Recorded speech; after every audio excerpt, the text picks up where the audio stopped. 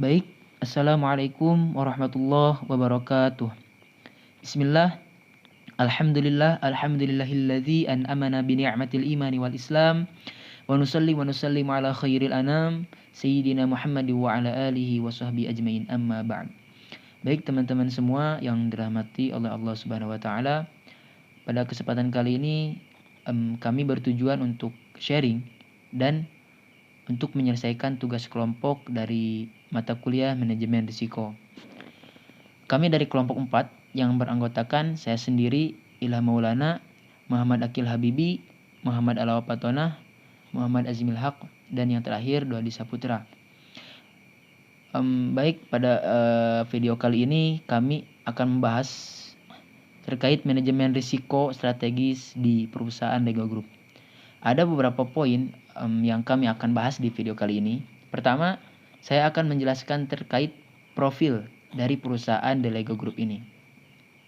Baik, perusahaan Lego Group dimulai pada tahun 1932 di Denmark ketika Ole Kirk Christiansen mendirikan pabrik kecil untuk membuat mainan kayu. 15 tahun kemudian, ia menemukan bahwa plastik adalah bahan yang ideal untuk produksi mainan. Dan pada waktu itu juga membeli mesin cetak injeksi pertama di Denmark. Berkantor pusat di Billund, Denmark, ya. Lego Group ini memiliki 12.500 karyawan di seluruh dunia dan merupakan produsen mainan terbesar kedua di dunia dalam hal penjualan. Portofolionya yang berfokus pada batu bata Lego mencakup 25 lini produk yang dijual lebih dari 130 negara. Terus, nama perusahaan Lego ini singkatan dari dua kata dari bahasa Denmark, yaitu Legot yang berarti bermain dengan baik. Pada tahun 1949, petualangan bata dimulai selama bertahun-tahun. Lego Group ini menyempurnakan batu bata yang masih menjadi dasar dari keseluruhan sistem permainan dan pembangunan. Meskipun ada sedikit penyesuaian dalam bentuk, warna, dan desain dari waktu ke waktu, batu bata Lego ini saat ini masih sesuai dengan batu bata dari tahun 1958. 2.400 bentuk batu bata Lego yang berbeda diproduksi di pabrik di Denmark, Republik Ceko, Hungaria, dan Meksiko dengan presisi terbesar. Ada lebih dari 900 juta cara yang berbeda untuk menggabungkan 6 batu bata 8 tiang dengan warna yang sama. Dalam hal ini menjelaskan manajemen risiko strategis di Lego Group yang didasarkan pada inisiatif yang dimulai pada akhir tahun 2006 dan dipimpin oleh Hans Lisu, yaitu Direktur Manajemen Risiko Strategis di Lego System.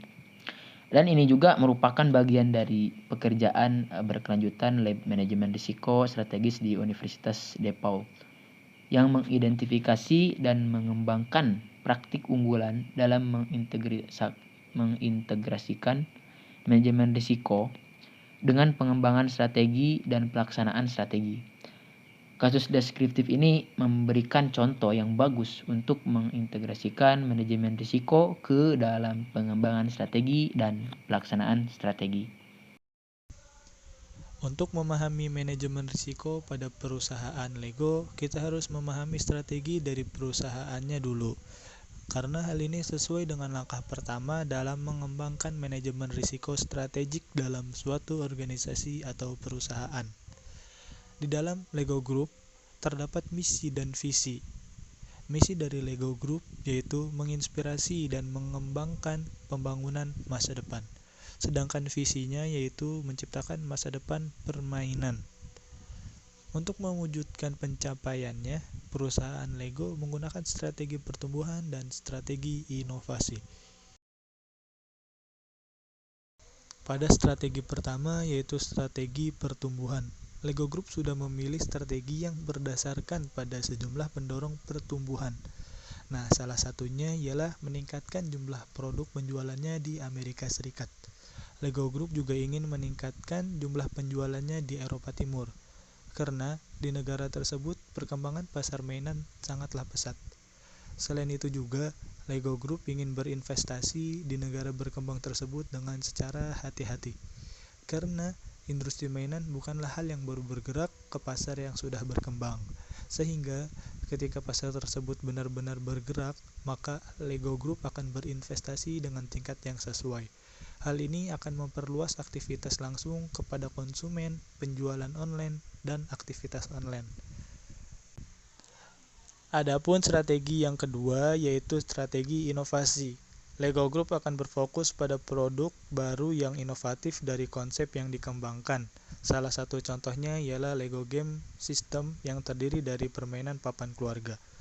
Perusahaan Lego pun bermaksud untuk memperluas Lego Education yang bersinergi dengan sekolah dan taman anak-anak. Dan hal itulah yang akan mengembangkan bisnis digitalnya karena perbedaan antara dunia fisik dan dunia digital menjadi semakin tidak relevan bagi anak-anak. Seperti yang telah dijelaskan sebelumnya, bahwasanya Lego Group juga menerapkan sistem manajemen resiko yang pada tahap ini terdapat 4 elemen yang dilakukan oleh Lego Group. Yang pertama ini ada Enterprise Risk Management. Lalu yang kedua ada Monte Carlo Simulations. Lalu yang ketiga ada Active Risk and Opportunity Planning atau biasa disingkat dengan AROP. Lalu yang keempat ada Preparing for Uncertainty, yang mana pada pendekatan 4 langkah ini merupakan sebuah ilustrasi yang baik tentang bagaimana sebuah organisasi dapat mengembangkan kemampuan dan proses manajemen risiko mereka dalam langkah-langkah tambahan. Dan ini juga merupakan contoh bagaimana berkembangnya di luar IRM tradisional dan mengintegrasikan manajemen risiko ke dalam pengambilan keputusan strategi organisasi. Dan pada pendekatan ini juga memposisikan manajemen risiko sebagai elemen yang menciptakan nilai dari proses pengambilan keputusan strategis dan proses pelaksanaan strategi. Langkah pertama Lego Group dalam mengimplementasikan manajemen risiko adalah dengan menerapkan sistem IRM atau Enterprise Risk Management, yang mana ini adalah sebuah kemampuan suatu organisasi untuk memahami dan mengendalikan tingkat risiko yang diambil dalam mengelola strategi bisnisnya. Awal mulanya, IRM yang diterapkan oleh Lego Group hanyalah terdapat 6 poin, yakni yang pertama ada operasional, yang berfungsi untuk mengantisipasi bila terjadi gangguan-gangguan kecil. Lalu yang kedua ada employee safety, yang berfungsi untuk memastikan keselamatan dan kesehatan karyawan-karyawannya. Lalu yang ketiga ada hazard, yang berfungsi untuk mengantisipasi bila terjadi bahaya. Lalu yang keempat ada IT security, yang berfungsi untuk mengamankan sistem informasi dan teknologi milik Lego Group. Lalu yang kelima ada finansial, yang berfungsi untuk mengantisipasi bila terjadi goncangan dalam hal keuangan. Dan yang terakhir ada legal, yang berfungsi untuk mengamankan bila terjadi pelanggaran merek, dokumen, dan lain-lain. Kemudian berdasarkan pengalaman yang dialami Lego Group selama 25 tahun serta permintaan dari CFO, Lego Group mulai melihat pentingnya resiko strategis, yang kemudian resiko strategis tersebut ditambahkan dan dimasukkan ke dalam poin IRM pada tahun 2006 sehingga poin IRM tersebut bertambah menjadi 7. Langkah kedua, Lego Group mulai menggunakan simulasi Monte Carlo yang ditambahkan pada sekitaran tahun 2008 untuk memahami volatilitas kinerja dan pendorong di belakangnya. Juga untuk mengintegrasikan manajemen risiko ke dalam proses penganggaran dan pelaporan. Yang selama 2 tahun terakhir ini, sistem Monte Carlo ini juga sempat disempurnakan menjadi 3 tahapan. Yang pertama ada simulasi anggaran, yang mana pada tahap ini pengontrolan bisnis dimintai masukan tentang volatilitas yang digabungkan dengan analisis berdasarkan kinerja akurasi anggaran di masa lalu. Yang kedua, ada portofolio risiko kredit, yang mana pada tahap ini Lego Group menggunakan pendekatan serupa untuk melihat portofolio risiko kreditnya sehingga dapat melakukan percakapan yang lebih profesional dengan mitra asuransi risiko kredit. Lalu yang ketiga, ada konsolidasi ekspor risiko, yang mana pada tahap ini Lego Group dapat melipat gandakan probabilitas dan dampak dari setiap risiko dan menambahkan semuanya. Nah, kedua langkah yang tadi disebutkan baik IRM maupun Monte Carlo itu merupakan sebagian besar sistem yang dilihat sebagai pengendalian kerusakan untuk mendahului keputusan proses dan memiliki kesadaran risiko yang berdampak pada keputusan di masa depannya juga. Nah, selain itu, manajemen risiko pada Lego Group juga mempunyai dua langkah lagi, langkah ketiga dan langkah keempat. Langkah ketiga yakni mereka menerapkan perencanaan risiko dan peluang aktif atau yang biasa disebut dengan AROP. Ini terjadi ketika organisasi Lego Group mengimplementasikan proyek bisnis dengan ukuran atau tingkat kerumitan yang minimum yang ditentukan dan kasus bisnis wajib menyertai definisi eksplisit dan metode penanganan risiko dan peluang. Nah, maka dari itu Lego Group menciptakan sebuah alat pendukung atau spreadsheet untuk melakukan hal ini. Dan ini berbeda daripada pendekatan yang telah dilakukan sebelum-sebelumnya untuk manajemen risiko proyek di beberapa area. Nah, di antaranya terdapat beberapa proses. Yang pertama ini ada proses identifikasi, yang dimana Lego Group memanggil lebih banyak pemangku kepentingan, melihat peluang serta resiko, dan melihat risiko baik untuk proyek maupun dari proyek, yaitu dampak proyek potensial pada keseluruhan sistem bisnis. Lalu ada penilaian, yang dimana pada tahap ini Lego Group mendefinisikan skala eksplisit dan menyetujui apa artinya tinggi untuk menghindari orang yang berbeda menyetujui dampak yang tinggi tanpa memiliki pemahaman yang sama tentang paparan tersebut.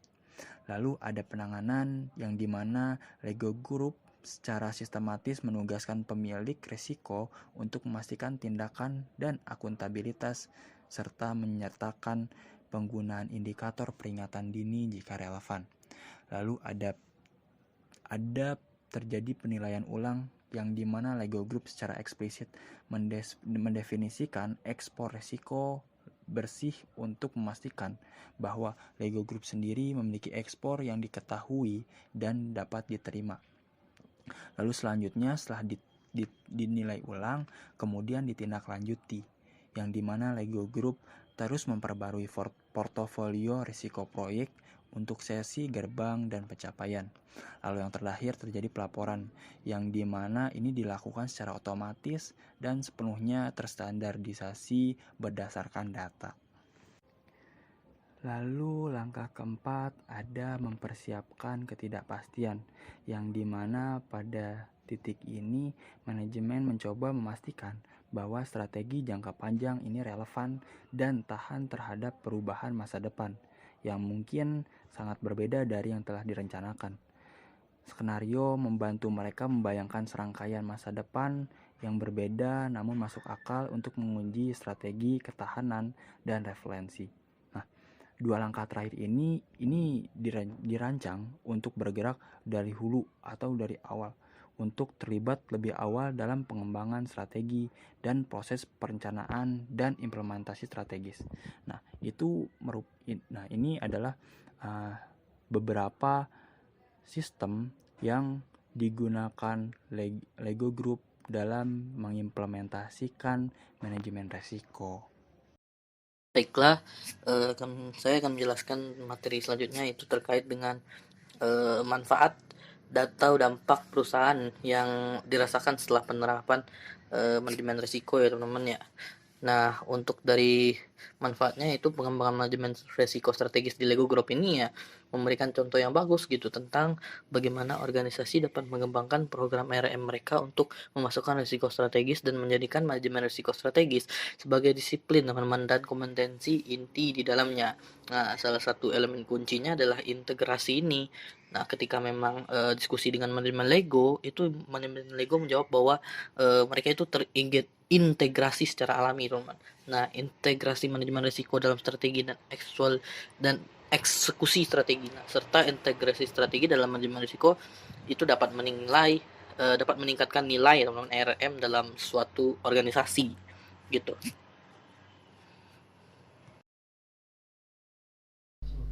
Selanjutnya yaitu perencanaan penilaian aktif proyek atau AROP untuk membantu mendorong pilihan standar.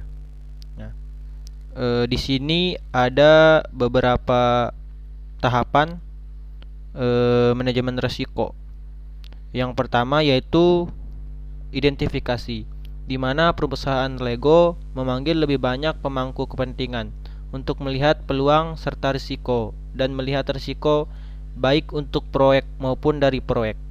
Nah, setelah itu Lego melakukan penilaian, di mana Lego mendefinisikan skala eksplisit dan menyetujui apa artinya tinggi untuk menghindari orang yang berbeda menyetujui dampak yang tinggi tanpa memiliki pemahaman yang sama tentang paparan tersebut.